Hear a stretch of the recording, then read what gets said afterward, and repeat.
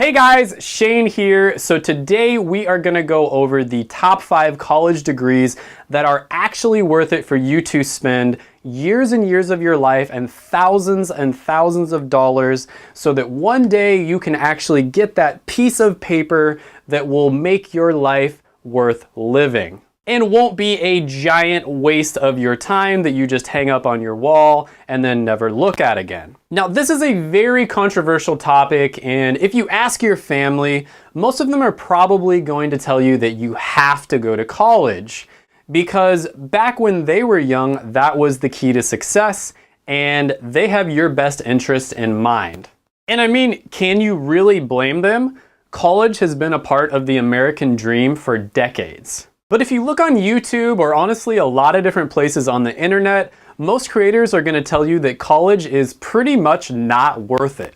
Now, we've all heard the stories about the successful college dropouts turned billionaires and how they would have been even more successful, even faster if they never went to college. And while there may be some truth to this, I do think that this is a little bit misleading. Take Mark Zuckerberg for an example. So if Mark Zuckerberg never went to Harvard, he probably would have never been able to start Facebook. So Facebook started off as a site that only college students could join.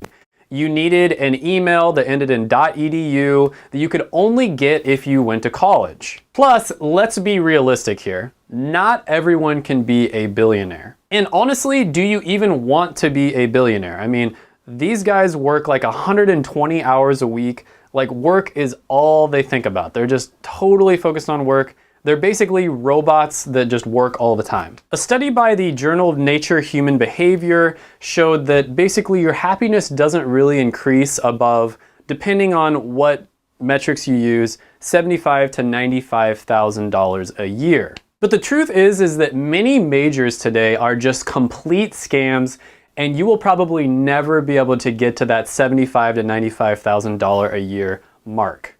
And even if it's your passion in life, you would probably be better off just studying it on your own without ever going to college. And there are countless examples out there of people who end up going 6 figures into debt and they can't even find a job.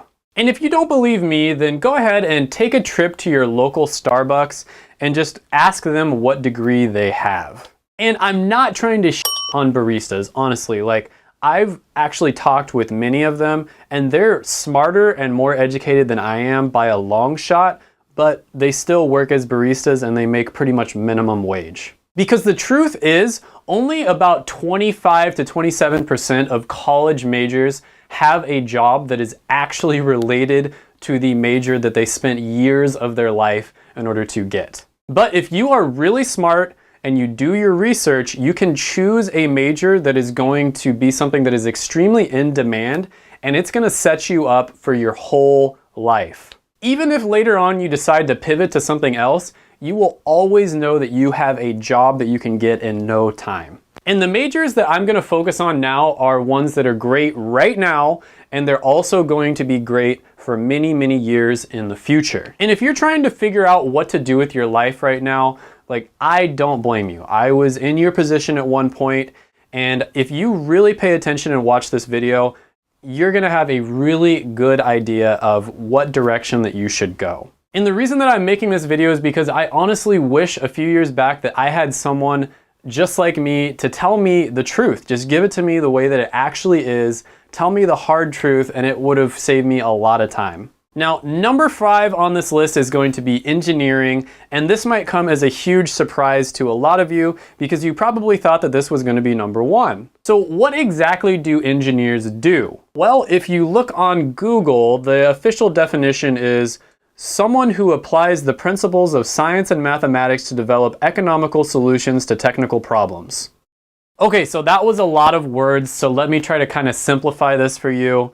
Engineers are basically the middlemen between science and the real world. They have to have a really good understanding of the science behind why things work, and then they basically apply that to the real world in a cost-effective and efficient way. Now, a few examples of engineering degrees that make the most money are going to be obviously petroleum engineering, and then any type of engineering degree that involves software, coding, or technology. Now, some of the cons of being an engineer: it's very, very difficult. Probably one of the hardest majors that you can do. It's heavily science and math based. So you have to be very, very good at math and science. And then another thing, and this could be probably a good or a bad thing, is that it's always changing and you have to basically be able to keep up with the latest developments and technology. So the pros of being an engineer is that it's very difficult. And what does that mean? It means that not a lot of people can do it. And so there's a huge barrier to entry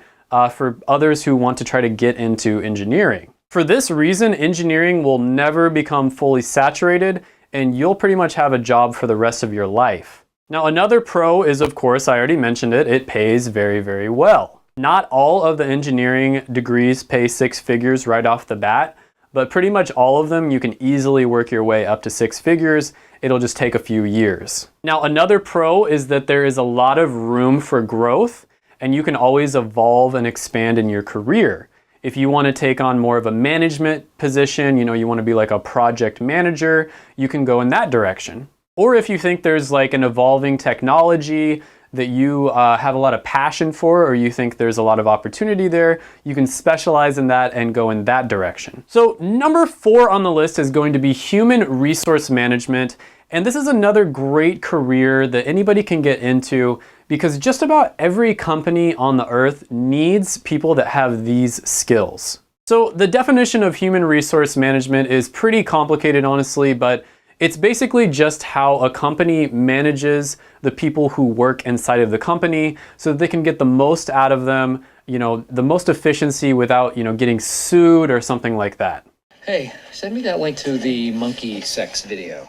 I'm going to forward it like it's hot. Yes! And more companies are realizing that it's incredibly important to put their employees first, treat their employees well, and that way the employees will, make you more money, they'll be more efficient, they will, treat customers well, and it just turns out to be a really good long-term strategy. And it's important to also note that human resource managers are the ones who do the hiring and the firing, and they're also the ones that make sure that the company doesn't get sued or fined. If I had a gun with 2 bullets and I was in a room with Hitler, Bin Laden, and Toby, I would shoot Toby twice. The thing that makes HR so important is that basically all big businesses in any industry that you go into need HR personnel. And I actually know of several different professionals that ended up pivoting and going into HR because there was such a high demand for HR managers.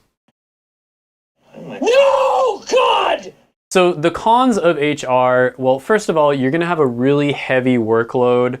You're kind of like the glue person in a company, and so there's just a ton of different stuff. There's always going to be something that you need to do at any given time.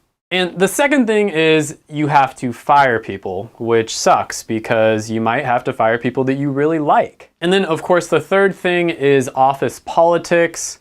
There's going to be a lot of office politics when you get into HR, and you are going to have to be the mediator when people have issues with each other. You're going to have to sit down with both parties and kind of like talk it out. And that can get probably like pretty annoying. So the pros of HR is that you get to interact with a lot of people. You're going to be hiring people. You're going to be doing performance reviews. You're going to be attending a lot of meetings. So if you are an extroverted person, this is probably a very, very good career path for you to get into. The second pro for HR is you're always going to have something to do. So if you are the type of person who really likes your day to go by super fast, you just want to show up to work, do a bunch of work, and then all of a sudden, it's the end of the day and you get to go home, this is going to be another career that's going to be great for you. And then of course, the third thing is the very, very attractive salary. So number 3 on the list is going to be business majors, but this one does have a caveat to it. You do have to specialize if you go into business. So you don't want to just get like a general business major. You do need to specialize in something. And a really good example of one that you could specialize in would be a sales manager. And when it comes to business majors, it is very, very important that you do your research and you figure out which one you like, and then also figure out which one pays really well, so that you can choose which majors to specialize in. And the truth is there will always be demand for business majors because companies need people who are really talented and they understand how business works in order for their company to be successful. And this isn't going to change anytime in the near future. So the trick to getting a business degree is to niche down, specialize something, and then get so good at that thing that the company simply can't ignore you. Now, let's talk about some of the cons of getting a business degree.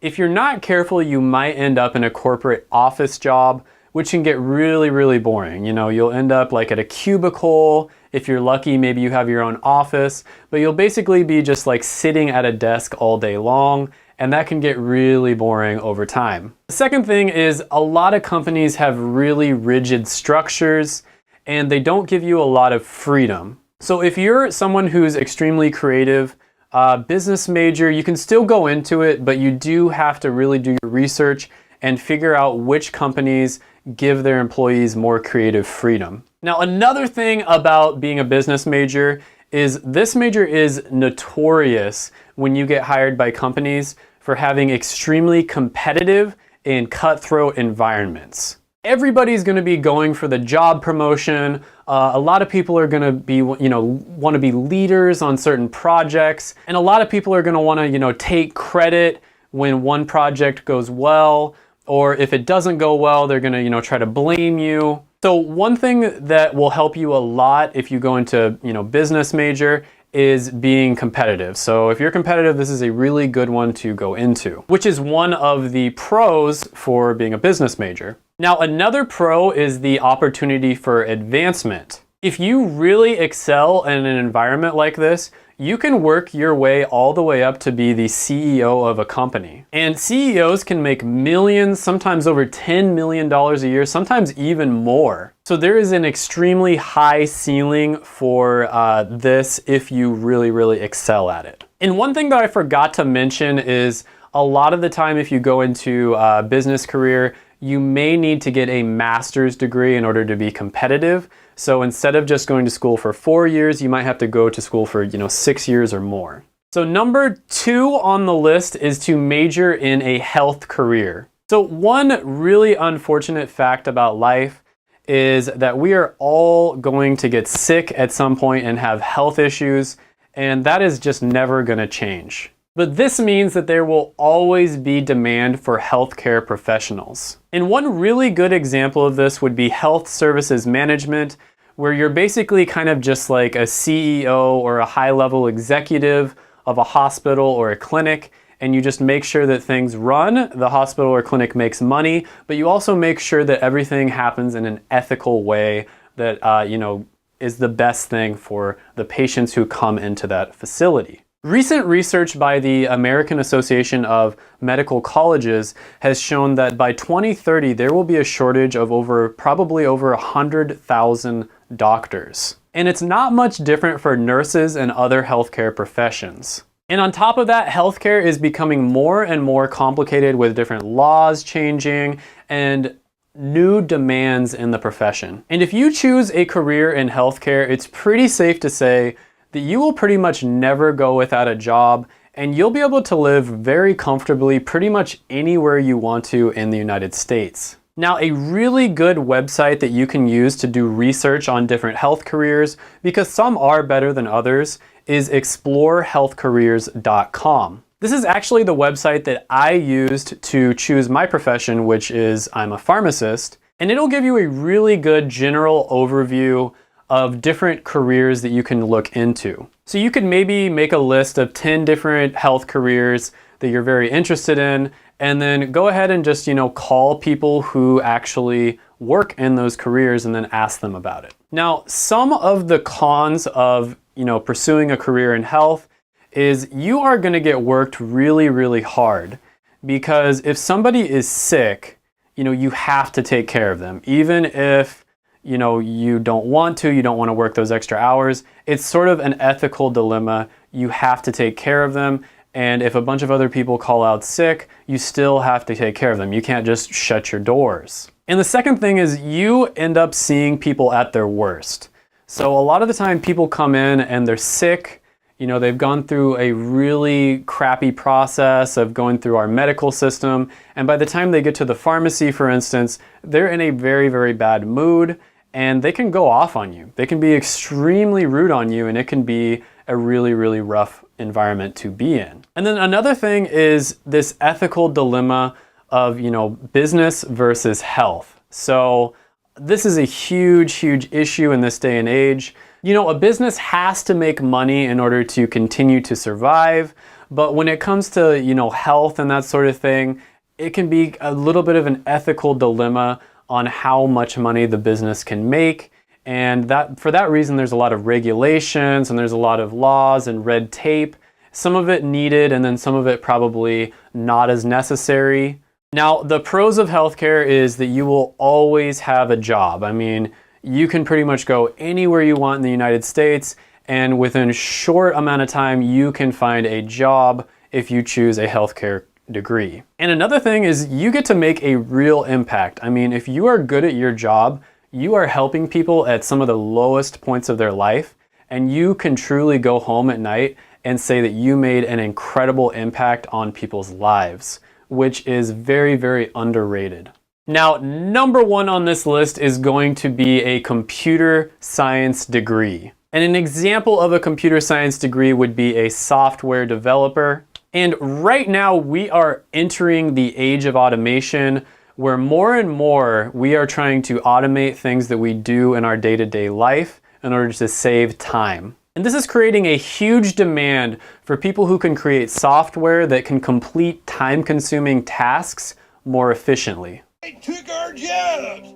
Yeah, took our jobs. They did. They took our jobs. And I strongly believe that in the next 50 years, probably the most valuable skill that you can have is either being able to automate something or streamlining a process, and that is exactly what computer science teaches you. Software developers are making six figures right out of college easily.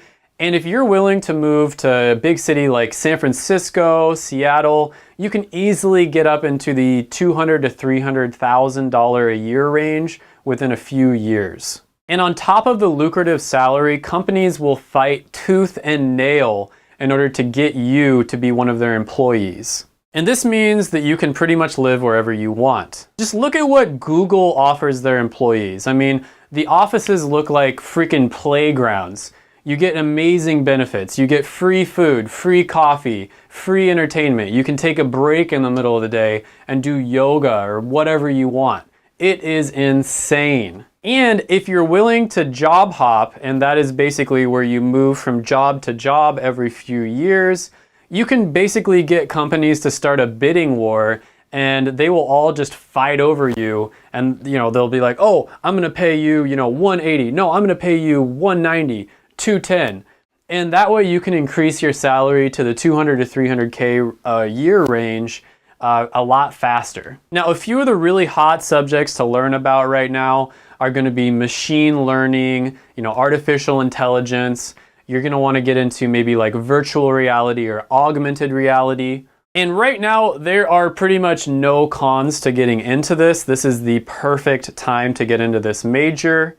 The only cons I can think of is, you do have to spend a lot of time staring at a computer screen, which we already spend a lot of time doing that, right? And then the other thing is if you want to get paid extremely competitively, you will have to live in certain, big tech cities like Seattle, Austin, San Francisco area, Silicon Valley. You probably will want to live in those areas. So this does round out the list. But I do want to mention that there are a few key things, no matter what area you go into, that you need to do your research on. You want to look up the average salary, because this is going to tell you what companies are willing to pay for this specific skill set, this specialized knowledge that you go to college in order to get. And the second thing you want to look up is job satisfaction. So if you look up a career and it has really low job satisfaction, that might mean that even though there's a lot of demand for it, there might be regulations or something along those lines that are causing the job to be very, very stressful or unfulfilling for people who go into that career. And then the third thing you want to look up is the job growth demand. So you're basically just going to look up, how many openings there are going to be in the next 10 years versus how many people there are to fill those openings. It's pretty obvious. And obviously, if there's going to be a lot more openings than people to fill those openings, there are going to be incredible opportunities for you and there won't be much competition. And then of course, the fourth thing to look at is, are you interested? So you want to pick something that you're interested in, pick something that you're passionate about. You don't want to just pick something that makes the most money. That is not going to lead to a fulfilling life. And you'll actually probably end up making more money if you pick something that you do like and do have a passion for, because you're going to get a lot better at it. And so a good idea would be to make like a list of 10 different careers. This is what I did that fit these 4 criteria. And then what you want to do after you make that list is you want to contact and reach out to people who actually work in those careers. You can do something as simple as just calling them on the phone, going up to the business and speaking with them. And then you can also ask them to shadow, which is where you basically go and just kind of hang out with them for the day just to see what they do on a day-to-day basis. And then based off of that, you'll see what the job is really like and if that's something that you want to do, for 10 years or longer in your future. Okay, so I really hope that you enjoyed this video. I work really hard on these videos. They take a long time to make. And if you made it this far in the video, please like, subscribe, smash the like button, smash the subscribe button, and then also comment down below. Let me know what you think. Tell me if there's some degrees that I missed out on. Tell me if I should have put number 5 as number 1 or whatever you believe to be true. And if you're a Starbucks barista and you're super mad at me for making this video, comment that down below too. And until next time, bye for now.